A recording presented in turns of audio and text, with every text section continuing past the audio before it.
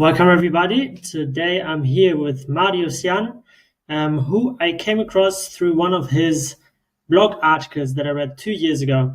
It was called How I Traveled 80 Countries and Built a Corporate Career at the Same Time.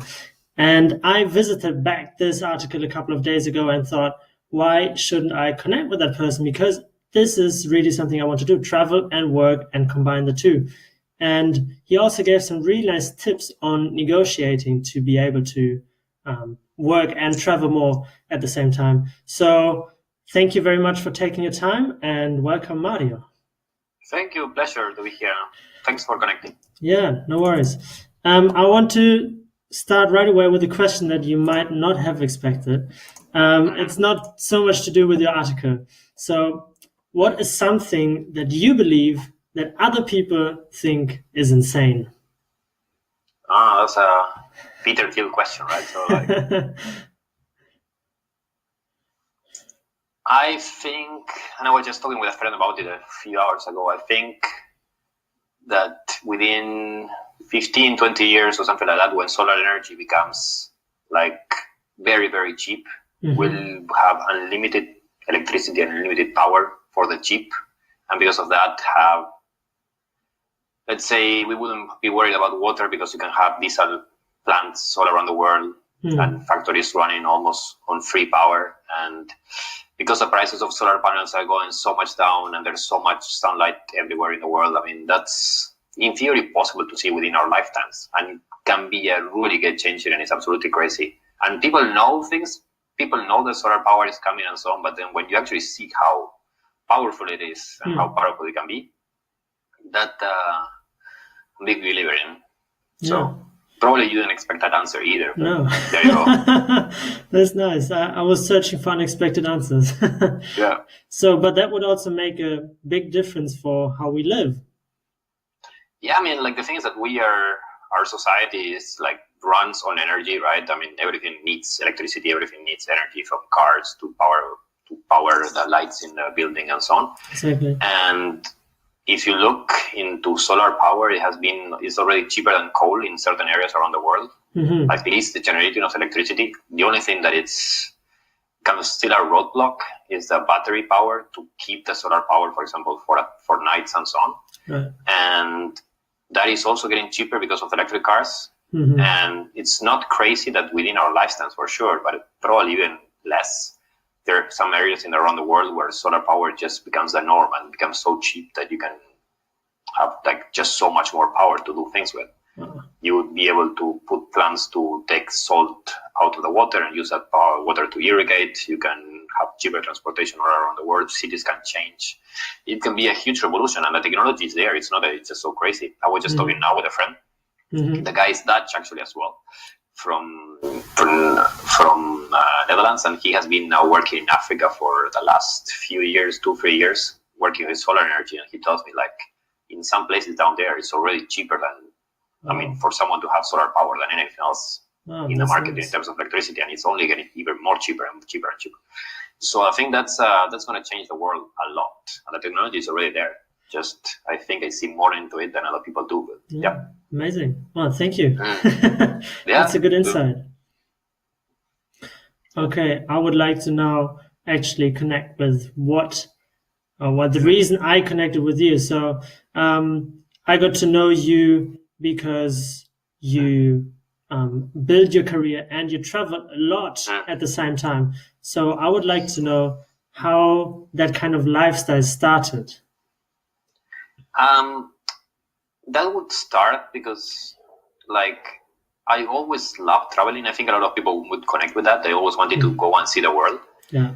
I'm from Argentina in South America, which is a beautiful place, but it's really, really far from almost everything else in the world. Maybe you have Brazil close by, you have Chile, but besides that, I mean, it's really 5 to 8 hour flights to basically everywhere else. And sometimes you feel constrained and you really want to go and see the world. Yeah. I had a chance that my family took me to the US a few times when I was a kid, 1 or 2 times to Europe as well. And I really, really enjoyed that. I really like to see new places, getting to know new cultures, getting to know new people. And that was kind of the, let's say, the seed that came into that. And then after that, I had one of the, let's say, biggest opportunities of my life, which was I went to do an exchange from my university in Vienna, in Austria. And I had the time of my life. It was just so good. I got to see a lot of places. I got to go to meet a lot of cool, interesting people, international people. It was just a whole different world from what I had access to in Argentina. And once I came back from Vienna, I just had in my mind, I got that set that, wow, I mean, there's so much going on outside my country. There's so much going on around the world. And I just got obsessed. It was my dream to come back to Europe. And that's what I did when I came back to Denmark. And then I started reading blogs and I started reading articles. And for example, I read a blogger called Chris Guillebaud. I don't know if you have heard about him. Nope. But this was back in 2010. And the guy was on a quest to visit every single country in the world. And I just got so inspired by that. And I was like, okay, maybe I could try to create my own quest and create my own type of traveling and go and see the world. And it just opened my mind that it was actually possible, that it was possible to go and see the world and build a career at the same time that you didn't need to be a hippie or anything like that. Yeah. So, it kind of built up organically and I still love it. So, yeah, that's nice. Yeah, I think for a lot of people, it's kind of like they don't think critically about it. And because it is not mainstream yet to do that, it's just for a lot of people, no options that they consider even. It depends where you come from, right? Like, if you be from my country, it's really just hard because it takes you like a day to go anywhere and then money and so on. So it becomes really constrained, right? But then I just see it now in Europe. It just flight prices are becoming really cheap to the point that you can go from one place in Europe to like basically 3 hours away for like nothing. For the same price, you would have a coffee sometimes in a cafeteria, which is insane. And then it's cheaper to go as well because you can rent your apartment on your Airbnb in the meantime. There's cheaper places to stay along the way. So it's becoming easier. And the fact, I think that what I brought to the table was that I still didn't want to give up the chance of having a corporate career, like to actually have a good job and do good for myself, working in one of these big companies, get a good job like that. But what I realized that, one of the mottos I have lived my life by was that you don't need to live the life other people expect you to. I learned that from Chris as well. That you can kind of have crazy ideas or crazy goals and then give it a try. Maybe it works, maybe it doesn't work. And what I realized here is that at least here in Europe, you still, when you work in a company, you have to work a lot. Don't get me wrong. But you do have some flexibilities. You have some access to say, hey, I can combine this life that people expect me to have with a bit of more adventure, a bit more of having fun, a bit more of seeing the world. And that's basically what I try to do myself. Sometimes it works, sometimes it doesn't work. But in the long run, it has taken me from basically having traveled almost anywhere, like zero around the world for the first 20 years of my life to now have been to over 100 countries, right? So sometimes it's all about getting perspective and trying things out and being optimistic that if you really want to do something, you should give it your best to try to make it through. Yeah, that's a good motto to live by. If it makes any sense, but yeah. Yeah, no, it does. It does for me. I tell the same to myself. Just be free of the expectations and then see the expectation. You have the expectations and then you just evaluate, do I want to live by them? And if so, on what terms? What are my own terms on living, like having a good career, for example? That doesn't mean that I just stay at the same company and stay at the same city the whole time and don't travel at all or don't switch companies or whatever. Yeah. It all starts with priorities, right? If you really, I always meet friends and they are really like, oh, Mario, you travel so much. I'm so jealous. But I'm asking, what is your priority? Do you really value travel? I really value it a lot. And it's not that it's for free, right? You have to pay off. I would maybe have an even better career than I have now. I would have more money than I have now, but I do spend that time and money to travel. But I really wanted to do it. That's what I really, really care about. And a lot of people say that they're also so inspired and they so want to travel. But sometimes I think like maybe they don't really want it enough. Right. Yeah. Because if you really want it, then you would press on to find a job that gives you these opportunities. Exactly. Maybe it's not as good as the one that you used to have, or maybe it pays a little bit less, but it gives you these chances maybe. And also you need to do sacrifices along the way as well. So don't eat out so much in fancy places because I save the money to travel. And Yeah. But I mean, it's all about priorities. So Yeah, I agree. Now, you said that the prices for traveling now get cheaper and cheaper, especially within Europe, where we both are at the moment. yeah. Now, the section that I liked most, or that was most interesting, at least for me, was about if you have a job, what are the things that you can do that you can either do yourself or negotiate with your boss or HR to be able to travel more? Maybe you can tell us a bit about that. All right. Yeah. So, I mean, the way I see, and just taking a step back, right, to travel more, if you want to travel more, what I see is that you need two things. You need time and you need money. Exactly. Money we can leave aside for now, but then what we want to focus on is the time side of it, right? Yeah. My first insight was when I moved to Europe was that when you want to go somewhere, you don't really need to take a whole week off. It's sometimes, I mean, let's say in Europe, in a typical country in Europe, if you work in a company, you have between 20 and 30 days of holidays per year. Instead of taking 5 at a time and taking a whole week off to go somewhere, you can just take 1 day at a time or 2 days at a time. And if you do that, and if you spread them out over a certain period, you can have, let's say, more effective days of traveling than if you would just take in all the days straight. Right. So might sound a bit mathematic-ish here, but then, for example, if you take, one of my insights was that if you take 5 days of holiday straight, in your worst case scenario, you will have like just one weekend where you travel. So you'll have, let's say, 7 days of travel for 5 days off you take. Exactly. But if you would, for example, decide to take each day individually, so you take, let's say, 5 Fridays in a row off, and then travel those 5 weekends, you would have 15 days of traveling.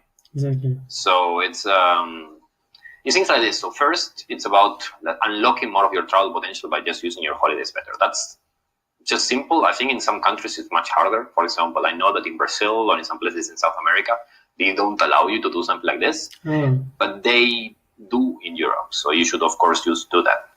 And that's one of the things. When it comes to with your company, it's all about also talking with your managers and talking with your bosses and say, hey, first, before anything, just start with a company, get your reputation very good. I mean, do a really good job and show that you're a valuable person. I mean, show that you're really valuable. Do one for the team, that you're really the guy who will always, or the girl who will work very hard and get things done and add a lot of value. So when you have that clear, you can just tell your manager, hey, I would like to go to Italy for this weekend. For example, I'm just saying Italy, right? And I'm planning, if possible, to work from there on Friday. But I can work for the company, but I'll just be working from Italy that day. I will still deliver on my meetings. I will still deliver on this report I need to do, or I will do this analysis, or I'll catch up with this vendor and so on. But you will still do it from there. And then the first time you do it, after you have done your reputation, that first time you do it, you work a lot to make sure that you really do things really, really well. And then your manager will be slowly getting used to saying, hey, maybe when Mario decides to take a day off or a day in Italy to travel and so on, he actually still delivers for me. Even though it's not so normal, he still does that, and he still does something that's good for the company. And then you slowly build trust, and then you can do it again and again and again. You wouldn't do it every weekend, but I mean, it's something that you can do more often. And it's all, I mean, at least here in Europe, it's getting more accepted. Even in big companies, I mean, I work in one of the biggest companies in the world, and they're still okay with it. It's not like I'm a digital nomad or anything like that. So nice. Yeah. So, and when it comes, so I was looking at your article because I went into a job negotiation, and what points for me of interest were to negotiate were two things: how much holidays do I get, and can I get days off so I'm gonna work part-time. Can I get days off? So I just schedule all my time on 3 or 4 days a week, which maybe the second part is maybe not possible for a full-time job, but you can negotiate on how much holiday you get, right? Yeah, I mean, in most countries you have let's say each company would go with a holiday law. They say that in this country you're allowed this amount of holidays and so on. Exactly. But in the same way you would negotiate a salary in your job, you can negotiate more holidays. And that's always, I mean, if something that's not in your work contract is something you can negotiate informally. So that's something definitely that you can put on the table. And even like this part-time stuff, for example, I know people that work in my company, again, big company and so on, that they have negotiated that they don't work on Fridays because they just had a kid or for whatever reason. Just say, okay, I'll get less money, I'll get less salary, I'll deliver, but I will only be working Monday to Thursday. Yeah. And again, if you're really good at what you do, and that's kind of the silver lining across everything. If you're good at what you do, if you add value, be it you're a programmer or you're a writer or you're a marketing person, if you're really good at what you do, you'll gain this leverage in a negotiation. And you can say, hey, I would like this. And it's just one more of the things. And for example, in the big companies, in many cases, it's even easier for you to get more holidays, let's say an extra week of holidays, paid or unpaid, than it is to get a higher salary. Yeah. So it's always good that it's something you can try. And in case, I always ask for it. In case they say no, it's like, okay, yeah, but you always ask for it. Yeah, that's a good tip. I think a lot of people don't think about that aspect of negotiation because the wage is just the focus, and then holidays are just being forgotten. People when they negotiate, they're like when they start a new job, they really look into the salaries as just the key thing to negotiate, and of course it is very important. But I also like to take a step back and think like, what is my, let's say, if you break down your salary into an amount of hours you work and so on, what is my hourly salary? Yeah. And then you can get that in, let's say, in a higher way by, for example, working less days a year because you get extra holidays, though your salary is still the same. Yeah. So you can have these other ways of, getting a better deal for yourself. Yeah. So, nice. And again, companies are more open than you would think about that. I remember I had an interview once, it was like 3 years ago for a company where I told them my plans about working, for example, one day every few weeks from another country, and they basically send me to hell. But some of the companies are more, let's say, advanced on that. So it's not that every company will be like this, but again, if traveling is a priority, or having more time for yourself to do whatever you want, it can be for doing your own personal projects and so on, it is a priority. You first should make it very clear. And then second, look for companies that would embrace that. Yeah. So yeah. That's very good. Yeah. Thank you. When I travel, something that I try to do is not just travel and just see the city or be at the beach, but also to connect with the people. And I would like you to tell us a bit about the wedding you went to in Uzbekistan. Oh, okay. Yeah, that's a crazy story. I agree with you first. It's one of the magical things about traveling is that you just meet so many funny people, so many interesting people, and you have a lot of experiences. So definitely, just don't go from the hotel to the hop on, hop off bus. Go and do things, go and meet people. sit down in a square and start talking with people, and things might tell you to any different way. For example, the Uzbekistan case was like this. So I was in Uzbekistan, which, by the way, is a beautiful place. Not so many people go there, but it's spectacular. So I was with my now wife, and we were walking around the city. It was getting late at night. We were just looking for a place for dinner and so on. But in the meantime, walking through Tashkent, which is the capital of Uzbekistan. So we see this very tall, fancy building, hotel and so on. So, okay, let's go in and see what's going on here. Because, that's the mentality you need to have. You just need to see something you like. You need to go and experiment. Exactly. And then, we enter this place, and there's, of course, people everywhere. Noise here, noise there. And then we see that there's kind of a big hall with the doors closed, but then you see people coming in and out, and there's very loud music, and there's some showman with a microphone saying things in Russian we don't understand. But it's okay, what's that? So we kind of get closer and start, what's going on here. And then I start talking with these people. Say, hey, I'm from Argentina. I'm hanging out here. Can you tell me what's going on here? I'm really curious. And I start talking with these Uzbek/Russian people there. And they're super friendly. The one thing you would notice when you travel is that from Zimbabwe to Nicaragua to Uzbekistan, people are just really nice. I think actually in Europe, where people are a bit more unfriendly than other places, but if you go around the world, people are so nice. So I start talking with this Uzbek kid because he was the only one who spoke English, and I think he was 12 or 13. And I tell you, we were dressed like shit. Honestly, so excuse the language, but we were dressed so bad. And then this kid starts telling me like, "Oh no, you need to come. This is a wedding." It's like, "What? No, you need to come to the wedding and you need to like join the wedding." I was like, "What? I mean, I'm just hanging out here. Like we're just tourists." "No, you need to come." So this kid apparently was the little brother or cousin or something like that of the husband and groom, and he takes us by the hand, me and my wife, to visit the person that were actually getting married. Wow. And there was this George's super cute wife and the guy as well, both sitting down in a big table, and it was full of people. And they again, with these two random tourists, they take us there because they probably didn't see so many Argentinians before.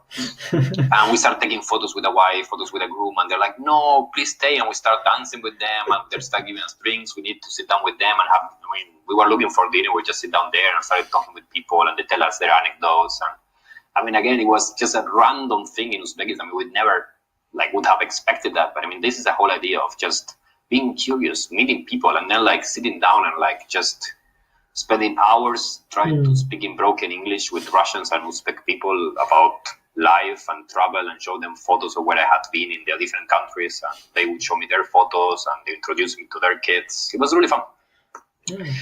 And that's, go and meet locals. It's funny.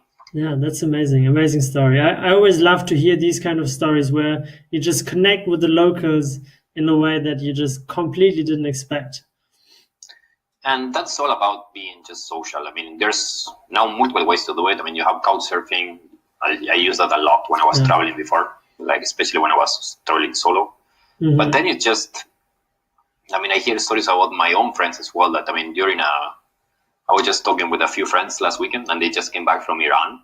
And they were walking out of the train station, and they started talking with some random people, and they ended up going to their house that was 1 hour away, and they stayed over, and they were cooking together, and with random Iranian people in a random Iranian town, speaking in broken English, just meeting up and hanging out. And that's in a lot of parts of the world, people are they have this culture of hospitality and culture of being friends with each other. Exactly. And that's just great. So you just need to be more curious, and instead of being on your phone the whole day, it's more about going out and saying hi to people, being curious and saying what's going on here, what's going on there. Yeah. And slowly getting to know people. So definitely. Very good. When we come back to the lifestyle that combines traveling and working, do you have any underrated tips that you give people, but most of the people don't listen to or don't really embrace? When it comes to traveling or in general? When it comes to traveling, and perhaps if you have any that also connects to working. All right. Let me think about two. Yes. So for life in general, one of the things I tell people, they just need to drink more water. So easy way to become more productive, just drink half a liter of water within 3 to 5 minutes of waking up. Just do that. Do it for a month straight. And believe me, life is going to be much better. It's something, small things like this that if you do every day, it's going to be really good. And that ties into one of my other beliefs is that, and it's something that's actually proven by science and so on, if you have something that is hard for you to do, or some habit or some routine or something you would really like to do, but it's just hard, try to do it every single day for 30 days. Give yourself a big prize if you manage, give yourself a punishment if you don't do it. But for example, let's say you want to work out or you want to be vegetarian or whatever, just make sure that by all means in the world, that's your whole focus for 30 days. And you make sure you do it every single day for 30 days, meditation, you name it, right? And if you do it for 30 days, by the end of those 30 days, and it's going to be really hard to get there, but if you power on, you can do it. By the end of those 30 days, it's going to be pretty simple. Let's say I have been working out in the morning for years now. At the beginning, I remember I hated it. It was just so hard. I couldn't get up from bed and so on. But after 30 days, or after now a year of doing it every single day, it just feels second nature. It's really normal. Yeah. So there's a big power in routines and doing things over the long term. So that's one thing. As for traveling, underrated. I mean, I spend a lot of time, like hours and hours, looking for good flight deals. Mm-hmm. So, like, I think that it just, but I don't know if people also probably also do that. Yeah, but there's I a do really it. big leverage on just spending a good amount of time checking all the different connections, checking the different carriers, checking airports close by, changing the dates, and so on. And you can save a lot of money in the long run. Yeah. But maybe I come back to that, to like other tips if I can think of that are underrated.